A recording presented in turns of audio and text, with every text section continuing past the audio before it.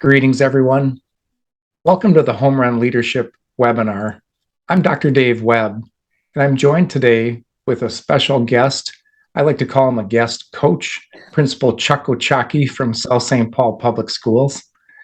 Chuck is the high school principal for South St. Paul, and he has the distinguished honor of being a Minnesota Principal of the Year. So today, we are going to learn alongside Principal Ochocki's incredible stories of leadership and success. He's been giving presentations on a huge home run that he hit last year at the start of our school year. And we'll go deep into that story, but the whole reason that we're on today, the whole reason that we're doing these webinars and interviewing home run hitters and home run leaders is to share winning stories, to really use the science of IROD, of information, reactions, options, decisions. And as leaders, as soon as you realize that all change, all decision-making, all problem-solving follow those 4 steps, well, you're just way ahead in being able to drive change using questions to get all the information, all the reactions, all the options with your teams, and then getting that narrowed down to find the best decision or agreement or plan or recommendation. So welcome, Chuck. Do you want to say hey? Yeah, hi, I'm Chuck Ochocki, principal of South St. Paul High School, and I have been here. I'm starting my 8th year here at South St. Paul High School. Prior to that, I was at Stillwater Schools for 7 years, 2 as an assistant principal, and then 5 as the principal of Stillwater. At the time, it was called Junior High. It's now Stillwater Stillwater Middle School. And before that, I was actually at South St. Paul as a teacher, a coach, and a dean of students. So I've made the full circle, started my career here, and hoping to end my career here.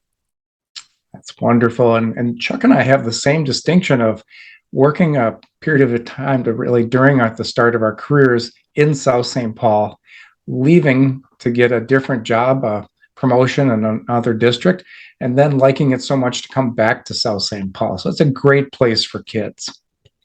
Yeah, it is. It's a fantastic place for kids. And what I always say to families when they come and ask, like, why South St. Paul? It's about opportunities.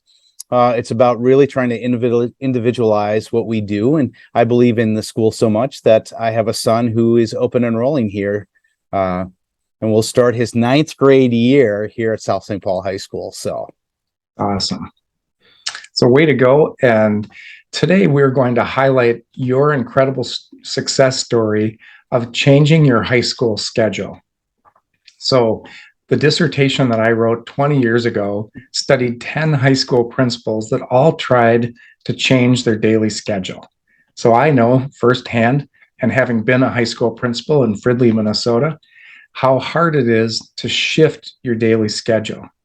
And for the listeners, what makes it so hard is that you not only have to get a home run and an agreement with one team, you have to get an agreement with all teams, because everyone on your campus really follows that daily schedule.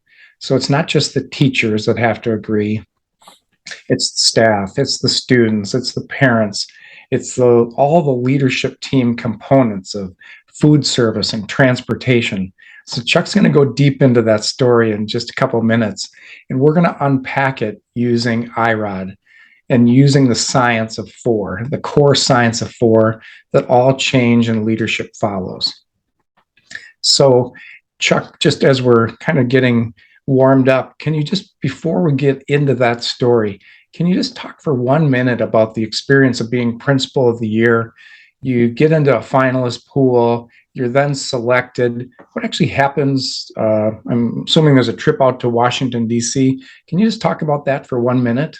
Yeah, it was an amazing adventure, if you will. I was really shocked and surprised to be selected as the middle school principal of the year for the state of Minnesota. And with that did come some responsibilities. One of them was to go out to D.C. And attend the national conference with all of the other principals of the year for both middle school and high school. And then actually to go visit with members of the Congress, right? So both the House and the Senate, Wow. to really talk about educational issues and trying to garner their support to not only financially help schools, but also to allow us to do things innovatively that is very different than really what we're doing in schools. Schools are really, they're slow to change. And I always say, we have to understand that piece about schools is we're slow to change because everyone knows how schools should operate, Right. because everyone has attended a school. And so they always have this feeling like, especially if they had a good experience, like the school worked for me, and can't understand sometimes how schools maybe aren't working for other kids or other people. And so it was really amazing to meet with all the Minnesota representatives of both the Senate and the House, and to have conversations with them about how they could better support us to allow us to really reach each and every kid. That's awesome. So congrats again. I'm going to set the stage for a minute on going back a year in the calendar. So we were coming out of the worst part of the pandemic, where kids had to shift schedules multiple times during the year, fully in person, hybrid, fully online and at home. I think you said about 7 or 8 times during that one school year. So there was a whole lot of state guidance that allowed us to shift schedules really as needed throughout the pandemic. But we had all the state guidance disappear that provided for those 3 different models: fully open, hybrid, fully online. And there was new guidance that came out, excuse me, that was just an overview of some framework, I'll call it, rather than a lot of guidance. And we reviewed that.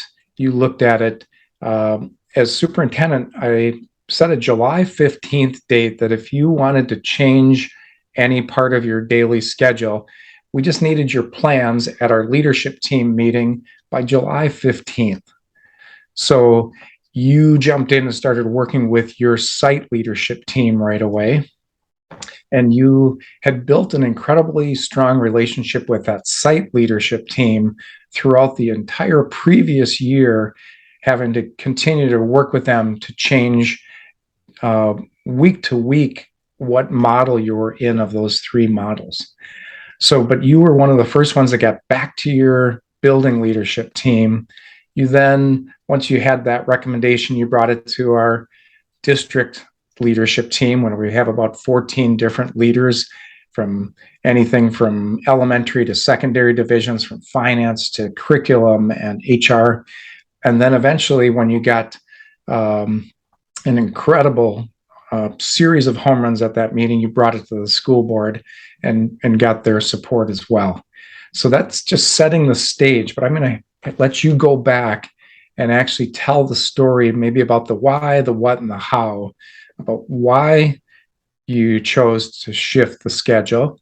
And it wasn't a big shift because we were in hybrid as we ended the previous school year, but it was a shift.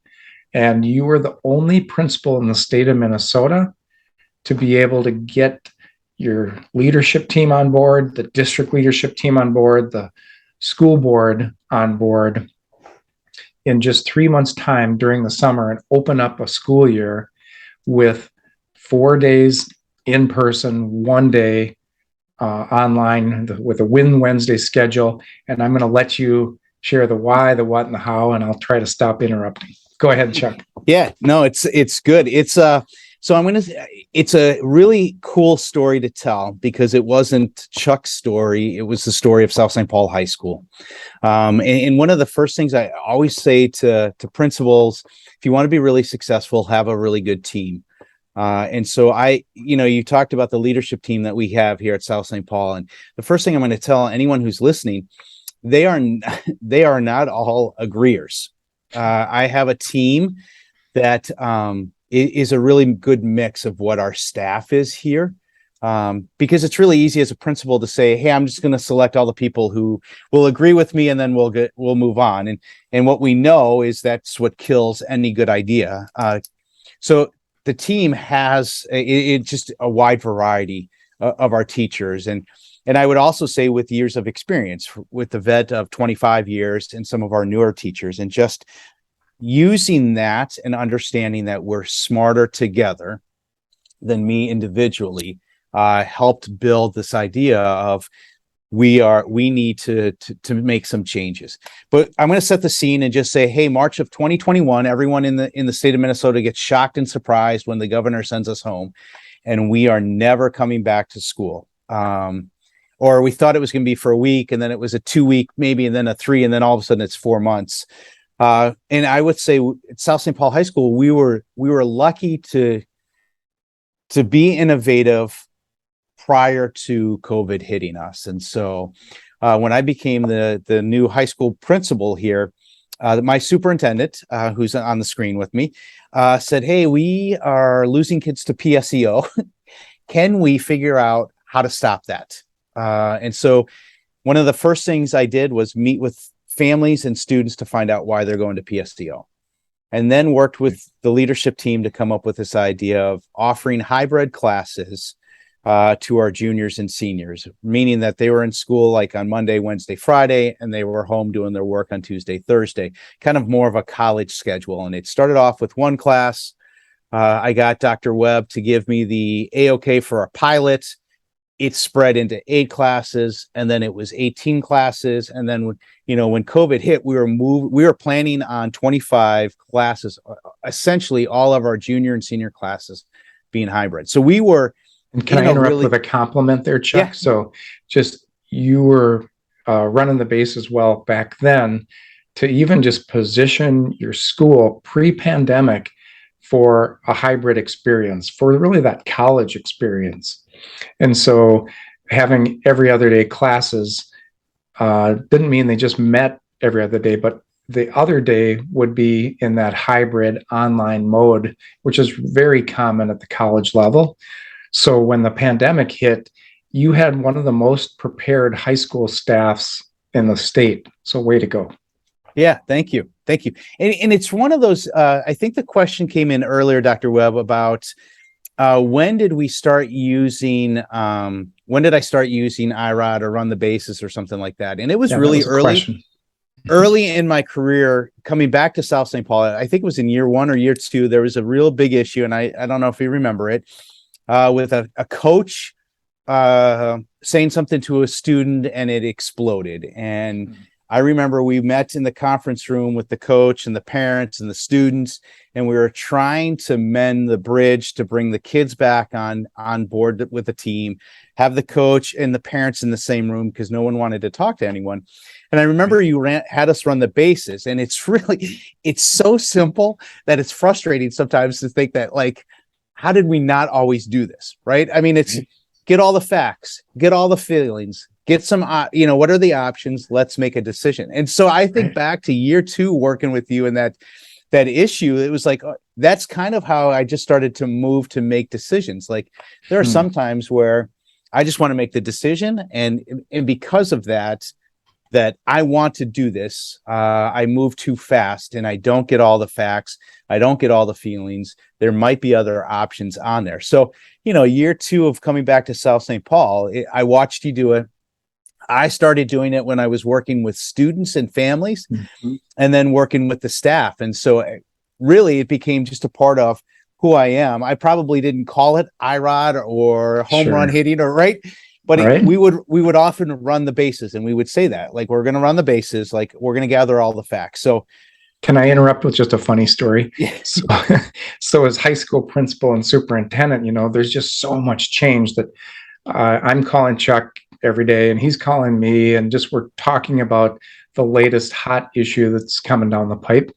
And we'd have to bring stuff to the leadership team meeting, and pretty soon my team would, if they disagreed with the direction that I was going to go, a lot of times their hands would go up and say, Dave, could we run the bases on this? Which just really meant, can we run good process on this, Dave? Because we think you're just about to make a really bad decision and that you're crossing home plate alone. So could we run the bases on this? Really true. Back to you. Yeah. So we go home. right? Spring of 2021, we feel like we're in a pretty good spot because we've been doing hybrid classes. So our teachers just shift. And then the school year of 21-22 is just, you had said, we went through 6 different learning models in that year. Started off with hybrid, so half of our kids coming in. Then we had to go full distance, back to hybrid, back to full distance. It was just a Yeah, it was constant amazing. structure. Yeah. Right. And then in the spring of 2022, trimester 3, we're allowed to bring kids back into the building. And I remember we were really excited about that. But one of the things working with the leadership team here at the high school, we realized is in trimester 1 and trimester 2, we lost kids. Like 45% of our kids were failing 1 or more classes. And as we're bringing kids back into the building, we just realized like that can't be who we are, what we do. We didn't feel good about that. I mean, the fact was we had kids who were failing classes. No one felt good about it. So we started to talk about options in the spring of 2022. What can we do differently? Because we understood bringing kids back into the building was going to be a positive, but not all our kids were coming back. And it was one of those where our teachers were teaching online and had kids in the classroom at the same time. And we were missing kids. And I remember we came up with this idea and we had worked through this already, but even when we were in hybrid, we went Monday, Tuesday, Thursday, Friday. Wednesday was always the start of our school week, which was really an odd change, but it allowed us to find out where kids were. So even when we brought kids back in trimester 3, they came to school on Monday, Tuesday, Thursday, Friday. Wednesday was still that asynchronous day. And 9 weeks left in the trimester of spring of 2020, the leadership team says, let's try something different. On Wednesday, all the staff is here. What if we start individually inviting kids to come in and get additional support? And so it was kind of all right, let's all just reach out to the kids that we know that, super organic, if you will, right? Let's just reach out. Let's break down the list. We were meeting as grade levels to talk about students. And so it was, who's going to invite these 10 kids? Who's going to invite these 10 kids? And we just started inviting kids in. And in that first week, we only had 50 kids show up on Wednesday. But that 50 turned into over 500 kids by the end of the 9 weeks coming in to get additional support during those Wednesdays. And we called it Packer Plus. And it was just, let's get kids in here to see if we can help them be supported. What we saw was kids were coming into school. They were getting the help they needed. And we reduced the number of Fs in trimester 3, from the start of trimester 3 to the end of the trimester 3. So fast forward to July of 2022, when Dr. Webb says to me, Chuck, if we want to do anything different, the state has said, here's, you have some options. Why don't you do it?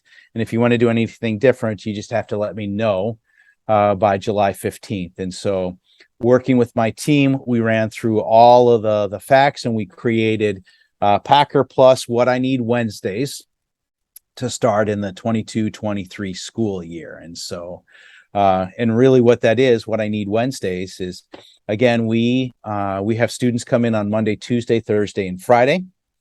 And on Wednesday, if you have a C- or lower, you come into school to get that additional support. If you have a C or higher, you can do your work at home. You have that choice. And so it was really an offshoot of what we did in the spring of 2022.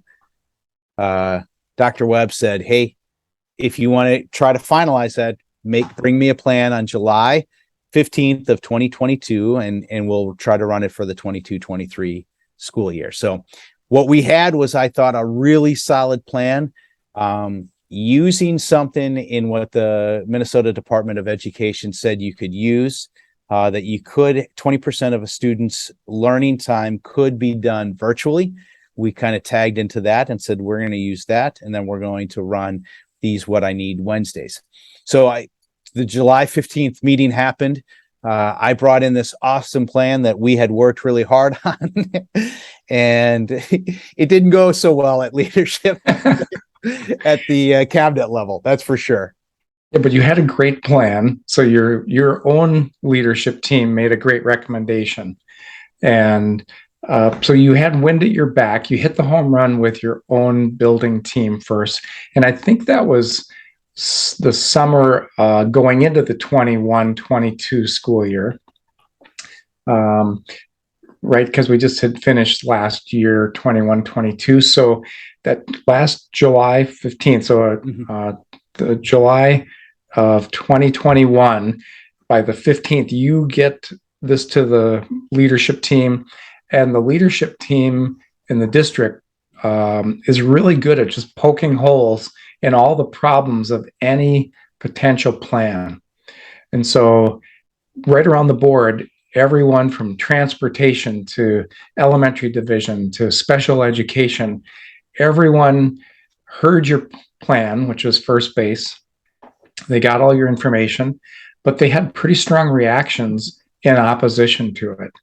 And when you get heavy resistance, Chuck just knew he was at second base. And so we needed to keep looking at third base options moving ahead. So what was brilliant, what I saw Chuck do, was there was a concern about the middle school being on the same schedule.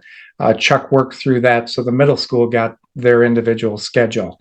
There was a concern coming out of our special ed team. Chuck worked with special ed leaders to make sure that the special ed transportation ran separately and was supported for their own schedule.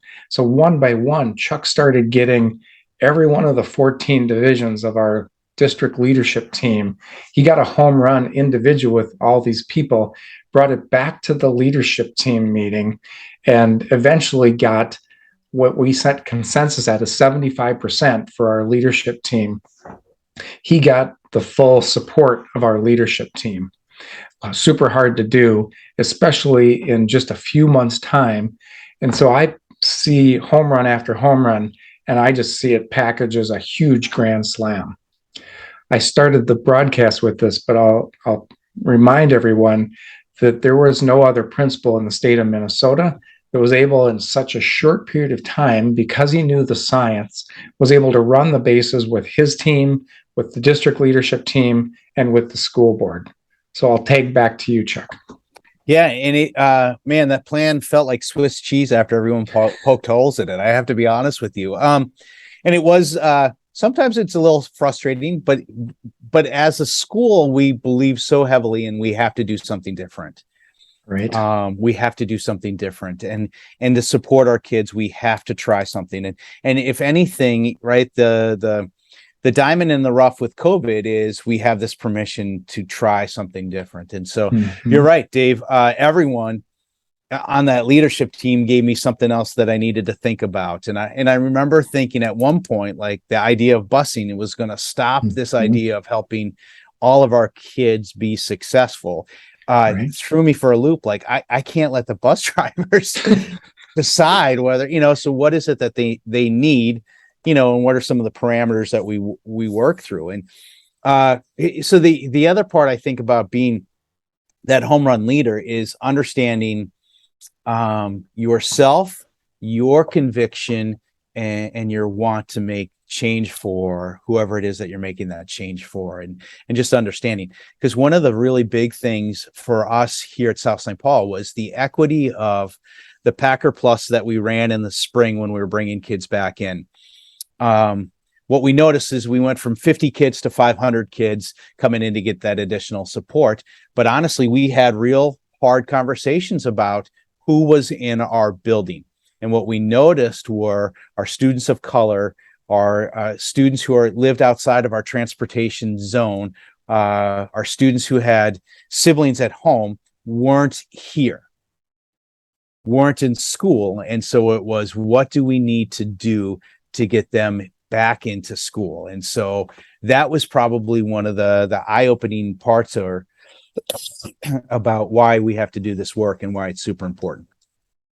And so, like Dr. Webb had said, everyone had shot down, or everyone had given me ideas to think about on how to make this plan actually stronger.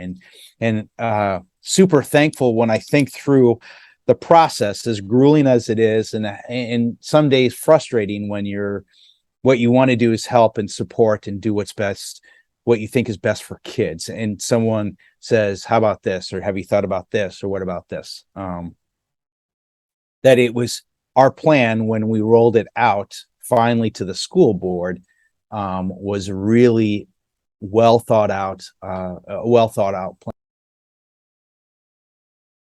Excuse me. Because of working with special ed, to make sure that the students with special needs their needs were still being met, working with food and nutrition to make sure that our kids were still getting their breakfast and their lunch, working with transportation to make sure that they could run the 3 routes that we needed to run, working with our teachers and the paras and everyone in order to make sure that the plan was really good. But after that grueling running of the poking of the holes, I would say, we go to the school board. And honestly, we asked for permission. We didn't ask them to vote on it. Yeah. And I think I said, hey, this is going to sound crazy, but we want to try something different. And not all our school board members were fully invested when we started off, but they said, we'll give you a try. We'll let you run it. And Dr. Webb, I think you remember, I said one of the things, if we realize that this isn't working, we're not going to continue to do it. If it's not working, we'll evaluate it, right? We'll look at the facts, feelings, options, and make a decision. But if it's not working, or it's not doing what we want it to do, we'll pull the plug and say it's not a good program. And so, Chuck, can I just brag about you when you came to the school board and just tell that part of the story? So Chuck comes in with one of the best PowerPoint presentations that I've ever seen. So if you want to really get through the school board decision-making process, remember all school boards are going to ask 4 questions. They're going to say, do we have all the information about this? Do we have everyone's reaction on the board about this proposal? Is this the best option for moving ahead, or should we just keep the same 5-day-a-week schedule in place? So they're going to look at options, but they're going to look at pros and cons. And then they're going to vote. On a school board, all you need is 4 out of 7 or 51%, and that carries the day. But Chuck came in with an outstanding presentation and had really vetted everything along the way. He also had parent meetings, and so there were some hot parents that didn't want any kind of change. He was able to have a handful of parent meetings, so they didn't rush the school board. They were able to share their concerns with the school board, show up at a principal meeting, have their questions answered, so the school board didn't get directly under attack at a school board meeting. Chuck was able to take the fire out of any of those second base concerns from parents, and really also in the options for moving ahead, he said, here's the recommendation, the whole plan that we're recommending. I think it's the best option. But if we get 2 months in, what he just said was that we don't have to continue this pilot. I just think it's best for kids. I think it's best for college prep for kids. I think it will help support the needs of all learners on our campus and give extra TLC for the kids that need that extra TLC, and individualized Wednesdays with teachers and kids that really need that extra support. What Chuck will also share, and what he shared previously, is that kids throughout the continuum, A through F, students came in the door on Wednesdays to really enjoy what was still happening and get support no matter where you are on that continuum academically. So Chuck got the support of our school board and had the agreement with them that if this wasn't going well in a couple months, that they would bring it to a close. So instead, he came back to the school board month after month with data on reduced F grades at the high school campus. And pretty soon got the attention of school districts across our state. Other districts started copying Chuck. They started calling Chuck. Do you want to just talk about that for a minute? Yeah, so it's earlier this summer I was able to present to the Minnesota Association of Secondary School Principals, and it was really fun talking about how we got here with our Win Wednesday. And one of the things I shared with them, and it's really important that we do this, is be honest with your data. And I remember, Dave, when we went into that board meeting and I shared some of the ugly data about how our kids were doing, and looking at the board members and watching their jaws drop, like, oh my gosh, Right. you know, when the high school principal says, hey, 47% of our kids are failing one or more classes.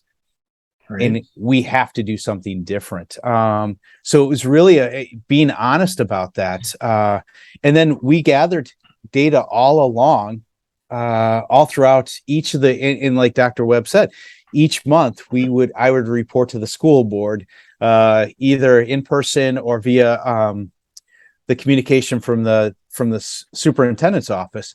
Just here we are, because we're tracking the number of kids who needed to come into school, and the number of kids who had failing grades, and honestly, the number of kids who came into school, right? So what we found was amazing. The number of kids who needed to come into school continued to drop from week to week to week. The number of kids who were coming into school continued to go up. And what we found were some of our top performing kids, our number 1, 2, 3, top 10 kids, were coming into school on days, not because they were failing on Wednesdays, not because they were failing classes or had C minuses, but it was the one time that they felt like they could get their questions answered by the teacher in a smaller setting, right? And so really sharing that social emotional part about our IB candidates are coming into the building because they want to be able to sit down with their teachers, have conversations, and not do it in a class of 35. But be there with a class of 10, and then honestly modeling the behavior, what it means to be a good student to those students who are struggling and coming in. And it was, after every trimester, we surveyed our staff, we surveyed our students, we surveyed the families. And I would love to tell you at the very beginning of this program, everyone was like, yes, let's do it. No, because we moved the cheese of what school looked like. We went from 5 days to 4 days in person. And what people in their mind equate is that is 20% less curriculum. My kid is getting 20% less. And what we really did is tried to change the mindset is they're actually getting 20% more individualized attention. And so it was really fun for me to come in after trimester 1 and share the data about our school and how we had reduced the number of failing grades in that first trimester to pre-pandemic. We were lower than pre-pandemic failure rates, and reduced them by 50% within the first week to the last week. I mean, it's amazing when you think about it. And I'll just remember, and then second trimester coming in and having that same conversation and say, hey, we continue to see F grades drop. We actually see A's and B's accelerating at a higher rate than they've ever been before because the kids are being able to get this additional support. And having a board member say to me, and Dave, I don't remember if you remember that, but in the public meeting saying, hey, I was wrong. I wasn't supportive of this, but I said I would give you a year having my kids go through it. It has prepared my son to go off to college more than anything else we've ever done in the high school. And I fully support it and back it. And that I think was a huge moment of, well, one, relief for me, but two, and we've started to really see it. When we interviewed or surveyed our families at the end of the year about this program, I asked, some questions, what can I do to make it better? Is there anything you don't like? Right. And overwhelmingly, it was 80 to 90% family, students, staff. We need to continue this program. We need to continue this program. And then just some of the, I watched my son or daughter, do this. The joke around the high school now is ask any kid what their grades are, and they know exactly where they stand because every Tuesday we check grades because they need to know whether they're coming in on Wednesday. So, So let me just go there for a minute. Yeah. How many high schools across America would like every kid to know exactly what their grades are and just care enough to make sure that they are passing and getting a C or better in all their classes? So huge win, Chuck. Just home run after home run. And like I said, when you pack so many in together, it becomes a grand slam.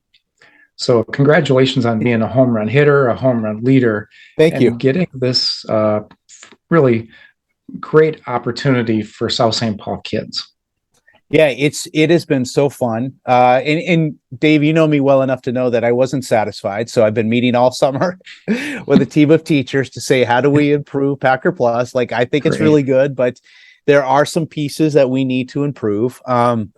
And one of the things the teacher said to me was they didn't think a program could change the culture of the building as much as this, right? So every kid knows Wow.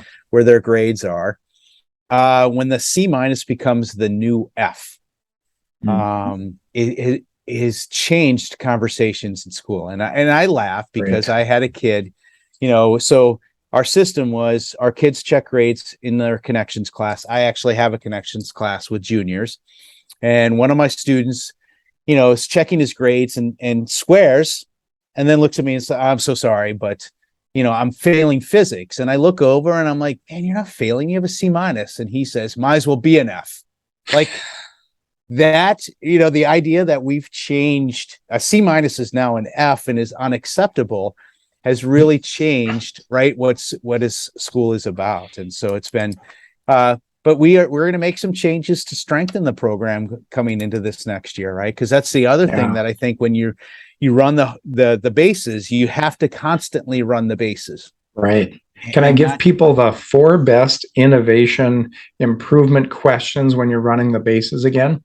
So just for the listeners, at the end of commencement every year or at the end of the school year, principals always, especially high school principals, have to look at how the year played and then how can we improve it. So the 4 best IROD questions for innovation and improvement are, okay, what went well this past year? So we can celebrate that. What didn't go as well as it could have, so we can hear the concerns. So that's second base. Third base in IROD is always about options. So what ideas can we brainstorm for improvement for this coming school year? So you get a list. And then the IROD science says you have to look at the pros and cons of all those brainstorms. And then you get to reprioritize the list. So a lot of times teams or principals give their teams, if there's 20 brainstormed ideas and there's pros and cons of each, give them 3 sticky dots at the end of that to see what of the 20 rise to the top. Those 4 questions will give you what I call the will of the group, the will of the team. And then Chuck can leave that meeting coming back to his building and saying, hey, we met with the leadership team this summer. Here were their top 3 to 5 ideas for improvement for Win Wednesday, and we're going to put this in and communicate it out to parents and the board and everyone else, so we keep strengthening this program. So way to go, Chuck. Yeah, thank you. It's again, right, I know that I am the one talking with you, but it is because I happen to be the face of South St. Paul High School right now. But it was a team effort that got us there. It was always running the base pass together that got us there, and it was being able to go slow to make some really thoughtful decisions to be able to move faster down the road too. So we went slow to go fast when we were really working this out. So we had a former governor in Minnesota called Rudy Perpich. His name was Rudy Perpich, and he had a quote on his wall that always said, none of us are as smart as all of us. And so Chuck shared that we are smarter together. The together part is hard for a lot of leaders. They like to just jump in and decide. And those are the worst decisions I ever made as superintendent. I'm now retired. And so thanks, Chuck, for coming on with a retired superintendent. But the worst decisions I made were those that I made alone. The best decisions we made were those that we made with other people and with our teams. So we have a great school board in South St. Paul that was supportive of this plan, an incredible leadership team, staff that not just at the high school, but at all levels in the district. So lots to be proud of. Chuck, as a thank you for today for being on our show. I've developed a video series, 21 videos that go with the 21 chapters of the book. We want to give that to you for free as a gift for being on our show today. And you can listen to it on your phone or on your computer at any point in time, and just continue to strengthen those base running skills and those of your team, and feel free to share that along. So congrats again, and thank you for joining in the show. Yeah, thank you so much. And like I say to anyone, if you want more information, give me a call here at South St. Paul High School. I'm more than willing to talk about it. Yeah. It is a process, but it has been a game changer for us here. So way to go. Way to be a great base runner. For any other additional materials, we have all of our information on our homerunleadership.com website. Any additional books and materials and coaching, consulting, you can find all those resources there. But thanks again, Chuck, and have a great afternoon. Thank you. Appreciate it. Take care, everyone. Yep.